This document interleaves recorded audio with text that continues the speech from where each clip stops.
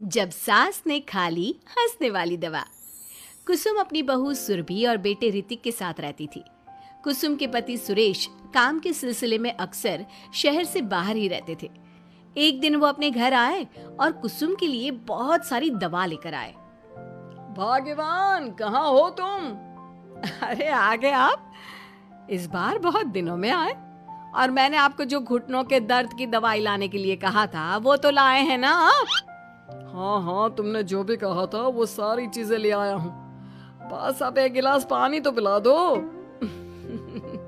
सुरभि, ए सुरभि, एक गिलास पानी तो लाना। सुरभि जल्दी से पानी लेकर आती है। सुरेश सुरभि के सर पर हाथ रखता है और उसका हालचाल पूछता है। बहू, ये तुम्हारी सास के लिए मैं कुछ दवाई लाया था। तुम देख लो ये दवा। तुम्हारी सास तो है बुलक्कड़, किसी और दवाई की जगह कोई और दवाई खा लेगी तो लेने के देने पड़ जाएंगे। सुरेश एक एक करके सुरभि को दवाई बताने लगा। देखो, यह घुटने के दर्द की दवा है। यह घुटनों के दर्द के लिए मालिश का तेल है। रोज रात को मालिश करनी है इससे। ये बीपी की दवा और ये कमर दर्द की।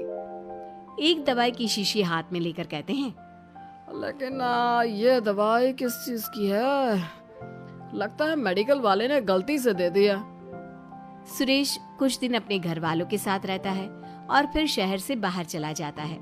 सुरभि रोज अपनी सास को दवाई दे देती है, लेकिन एक दिन वो घर के काम में बहुत व्यस्त होती है और अपनी सास को दवाई देना भूल जाती है।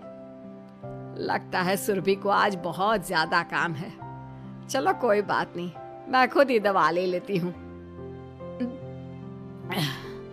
अरे वाह, ये दवाई तो बहुत स्वादिष्ट है, थोड़ी सी और पी लेती हूँ।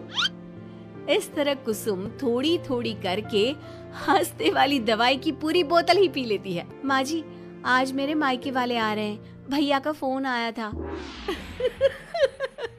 क्या कहा, मायके वाले? अरे तो तू यहाँ क्यों खड़ी है? खाने में कुछ अच्छा सा बना ले। माँ जी, आप इतना हंस क्यों रही हो? आप मेरे मायके वालों का मजाक तो नहीं बना रही हो ना? नहीं नहीं नहीं, मैं कहाँ मजाक बना रही हूँ। मैं तो बस बता रही हूँ। माँ जी, आप झूठ भी बोलती हैं। आप अभी तो हंस रही थी। कुसुम हंसती ही रहती है। सुरभि वहां से चली जाती है और खाने की तैयारी में लग जाती है। थोड़ी देर बाद सुरभि का भाई और सुरभि की माँ आते हैं। कुसुम उन्हें अंदर बिठाती है और अपनी सास को बुला लाती है। समधन जी, कैसी हैं आप? मैं तो ठीक हूँ। आप बताइए, आप कैसे? आंटी जी, आप इतना हंस क्यों रही हो? मैं कहाँ हंस रही हूँ बेटा। जब कुसुम लगातार हंसी जा रही थी तो उन्हें इंसल्ट फील हुई और वे वहाँ से जाने लगे।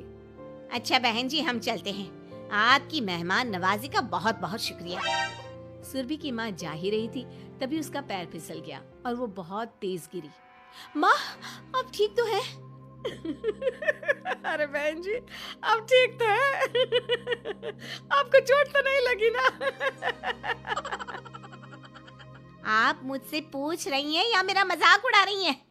बहन जी, पहले तो आप इतनी बदतमीज नहीं थी, लेकिन अब क्या हो गया है आपको? माँ, आप ठीक तो है ना?